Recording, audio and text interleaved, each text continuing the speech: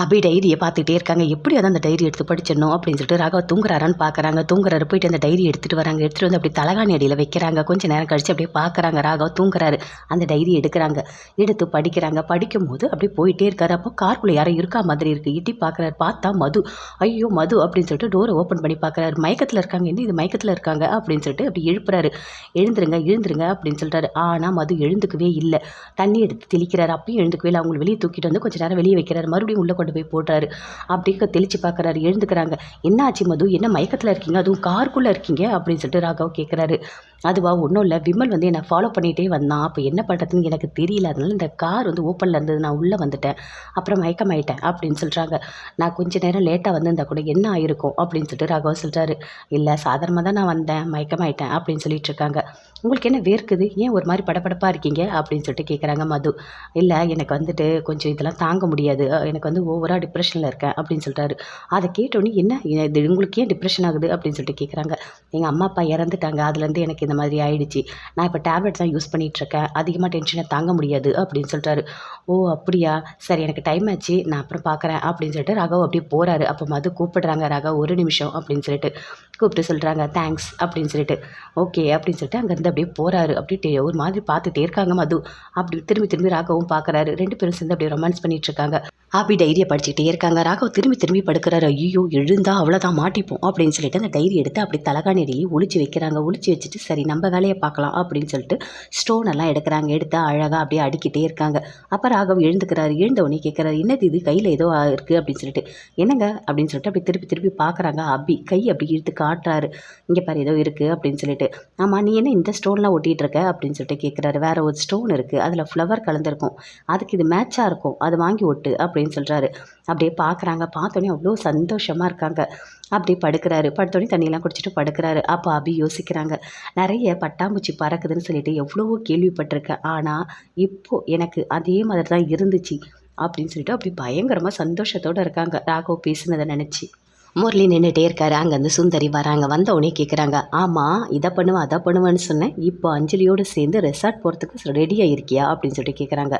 அத்தை இது எல்லாத்துக்குமே காரணமே நீங்கள் தான், உங்களால் தான் நான் அஞ்சலியை கல்யாணம் பண்ணினேன், என்னை கட்டாயப்படுத்தி கல்யாணம் பண்ணி வச்சிங்க, என்னோடய வாழ்க்கையை நீங்கள் அழிச்சிட்டிங்க அப்படின்னு முரளி சொல்கிறாரு. அதை கேட்டோடனே அப்படி சுந்தரி நிற்கிறாங்க. எதுவுமே பேசவே இல்லை. எனக்கு எவ்வளோ பிடிக்கும் தெரியுமா அபியை நான் விழுந்து அப்படி லவ் பண்ணேன். என் மனசு முழுக்க அபி தான் இருக்கா.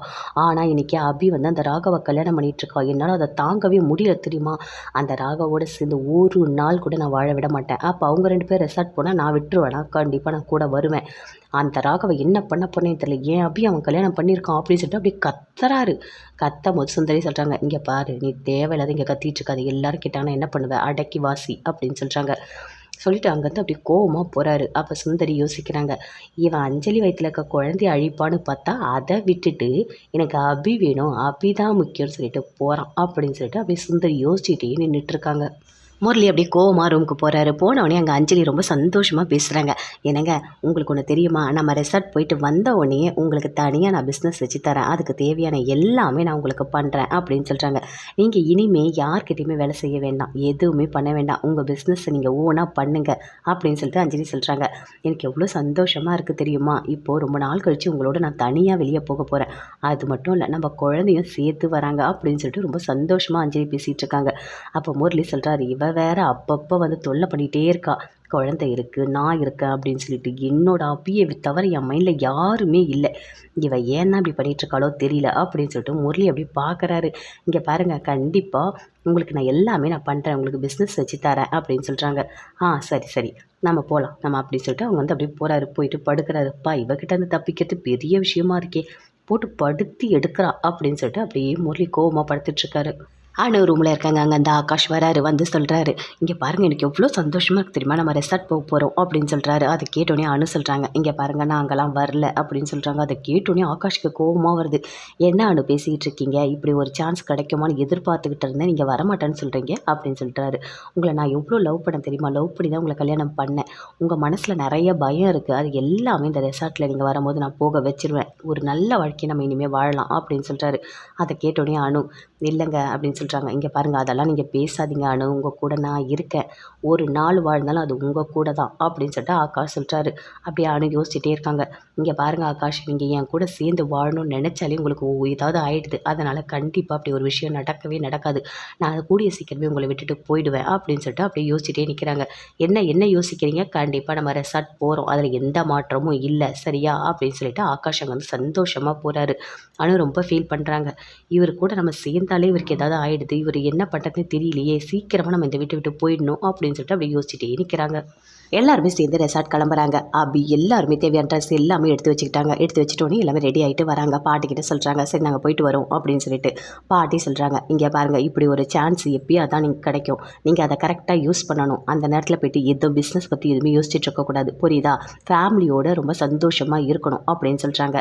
பாட்டி நீங்கள் நல்லா சாப்பிடுவீங்களா அப்படின்னு அபி கேட்குறாங்க. இங்கே பாருமா, என்னை பற்றிலாம் நீ யோசிக்கவே வேண்டாம், தர்மா இருக்கான், நான் பார்த்துக்கிறேன், நீங்கள் போகிற இடத்துல சந்தோஷமாக இருந்துட்டு வந்தால் எனக்கு போதும் அப்படின்னு பாட்டி சொல்கிறாங்க. ஓகே பாட்டி பாய் அப்படின்னு சொல்லிட்டு ஆகாஷ், ராகவ் எல்லாருமே, அஞ்சலி எல்லாருமே சொல்லிட்டு போகிறாங்க. போகும்போது பயங்கர சந்தோஷமாக இருக்காங்க. எல்லாருமே காரில் போகிறாங்க. அப்படியே பார்க்குறாரு, அபி என் கூட வந்தால் நல்லா இருக்குமே, இந்த காரில் ஏறுங்க அப்படின்னு சொல்கிறாரு. அதை கேட்டோன்னே அப்படியே கோவமாக வருது அபிக்கு. அப்படியே போகிறாங்க, எதுவுமே பேசவே இல்லைங்க, எதுக்கு இதெல்லாம் பண்ணிகிட்ருக்கோம் அப்படின்னு சொல்லிட்டு. ராகவோட சேர்ந்து அபி எல்லாருமே போகிறாங்க. அஞ்சலி எல்லாருமே சேர்ந்து இன்னொரு காரில் போகிறாங்க. பயங்கர சந்தோஷத்தோடு போகிறாங்க அபி எல்லாருமே. போனோடனே ரெசார்ட்டை பார்க்குறாங்க, சூப்பராக இருக்குது, நல்லா இருக்கே அப்படின்னு சொல்லிட்டு அபி ரொம்ப சந்தோஷமாக பார்க்குறாங்க. அப்படியே ராகவ் பார்க்குறாரு, எதுவுமே பேசவே இல்லை.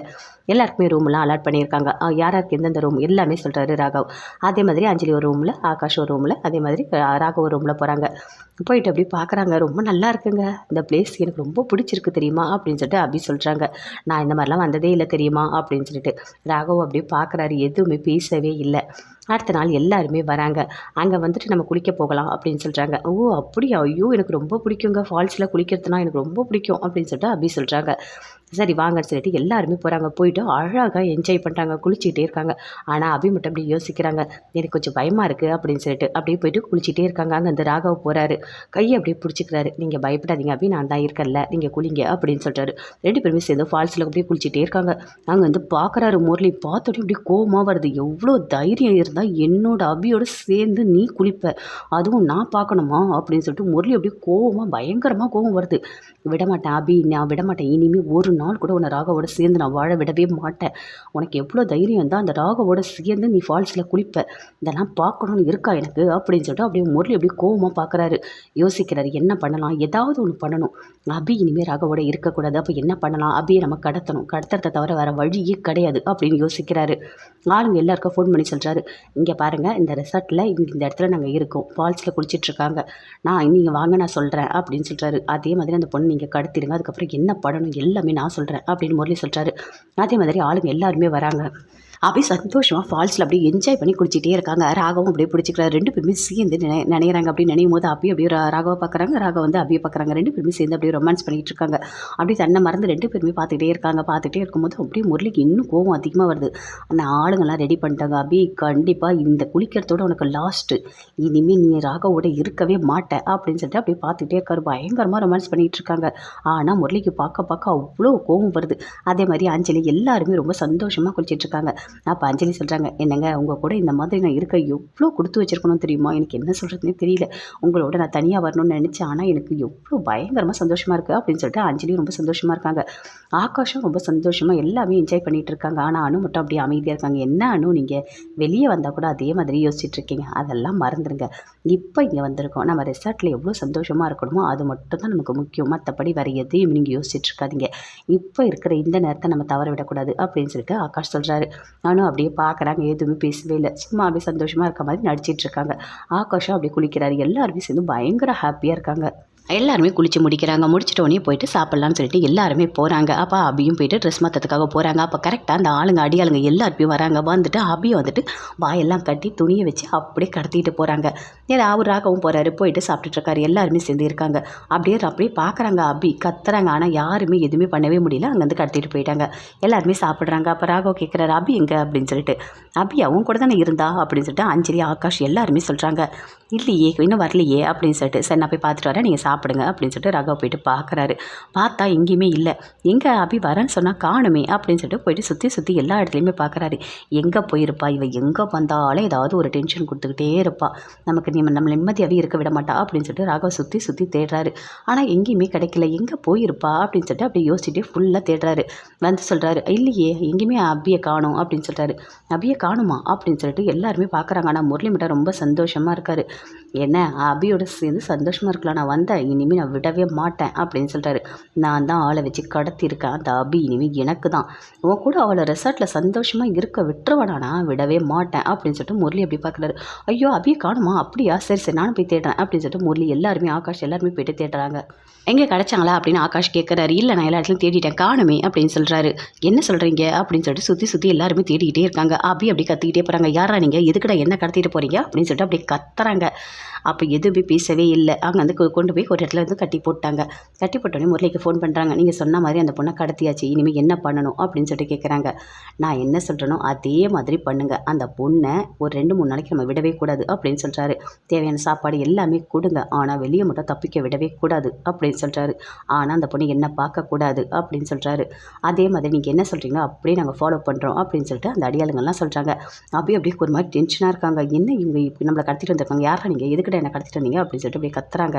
இங்கே பாருங்கள், இங்கே கத்தலாம் கூடாது, உங்கள் வாயில் துணியை கட்டி இருக்குது, இதுக்கும் மேலே நீங்கள் கத்துனீங்க சுத்தமாக வாயை திறக்க முடியாமல் பண்ணிவிடுவோம். அமைதியாக நாங்கள் என்ன சொல்கிறோமோ அதை நீங்கள் கேட்கணும், புரியுதா, சாப்பாடெலாம் கொடுப்போம், சாப்பிட்ணும், அமைதியாக இருக்கணும் அப்படின்னு சொல்கிறாங்க. சுற்றி இருக்க அந்த ரவுடிங்க எல்லாருமே. நம்பிக்கை அப்படியே கோவமாக வருது. அப்படியே பார்க்குறாங்க, கத்துறாங்க. யாராக இருக்கும் இவங்க, எதுக்காக நம்மளை கடத்தியிருக்காங்க அப்படின்னு சொல்லிட்டு அப்படி யோசிச்சுட்ருக்காங்க. அஞ்சலி வந்து கேட்குறாங்க, எங்கே உன் கூட தானே வந்தா அப்படின்னு சொல்லிட்டு. இல்லை வந்தா, அவள் குளிச்சா, அதுக்கப்புறம் அங்கே போயிட்டு நான் வரேன்னு சொன்னால் நான் அதுக்கப்புறம் வந்துட்டேன் அப்படின்னு சொல்கிறாரு. எங்கே போயிருப்பா ராகவோ, யூஸ் கடவுளை இங்கே காணும்னு தெரிஞ்சா பாட்டி என்ன ஆவாங்க, அப்போ டென்ஷன் ஆகிடுவாங்க அப்படின்னு சொல்லிட்டு அஞ்சலி சொல்கிறாங்க.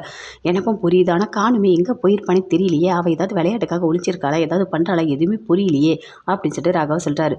அவள் அதெல்லாம் எதுவுமே பண்ணியிருக்க மாட்டா, நீ தேடு, சீக்கிரமாக தேடு, சரியா, எங்கே போயிருக்கான்னு ரூமில் எல்லா இடத்துலையும் செக் பண்ணிட்டு சொல்லு அப்படின்னு சொல்கிறாங்க.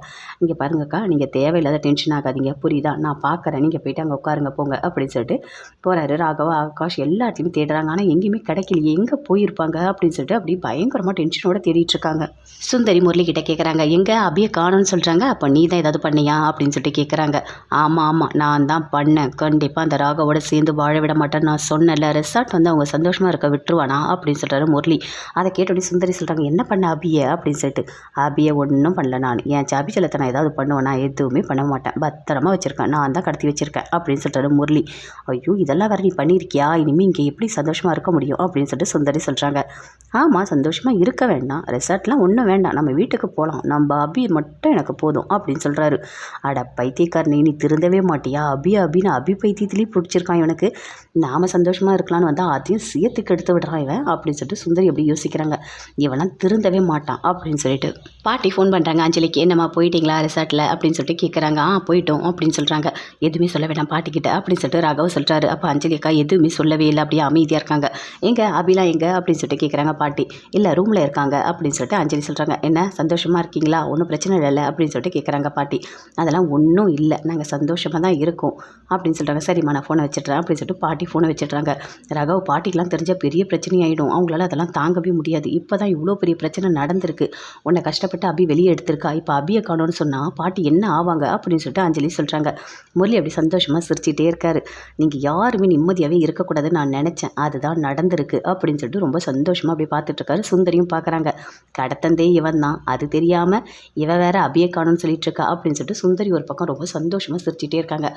இருங்க எதுவும் எப்படியா இருந்தாலும் நம்ம கண்டுபிடிச்சிடலாம், அங்கே சிசிடிவி எல்லாமே இருக்குது, நம்ம கண்டுபிடிச்சிடலாம் எங்கே போயிருப்பாங்க அப்படின்னு சொல்லிட்டு சுற்றி எல்லாமே பண்ணிகிட்டே இருக்காங்க. ஆகாஷ் எல்லாருமே பயங்கரமாக டென்ஷனாக பதட்டமாக இருக்காங்க. எப்படியாவது அபியை கண்டுபிடிச்சிடணும் அப்படின்னு சொல்லிட்டு. ஆமாம் கண்டுபிடிச்சிடுவீங்களா, கடத்தினவனே தோதா நிற்கிறான், அவனையும் உங்களால் தெரிஞ்சிக்க முடியல, இதில் அபியை போய் நீங்கள் கண்டுபிடிக்க போகிறீங்களா. கடைசியில் ரெசார்ட் வந்து சந்தோஷமாக இருக்கலாம்னு பார்த்தா அதையும் சேர்ந்து இந்த முரளிக்கு எடுத்து விட்டுட்டான் அப்படின்னு சொல்லிட்டு அப்படியே சுந்தரி மைண்ட் வாசிலேயே அப்படி சந்தோஷமாக பேசிகிட்டு இருக்காங்க. அபியை உங்களெல்லாம் தேட முடியாது.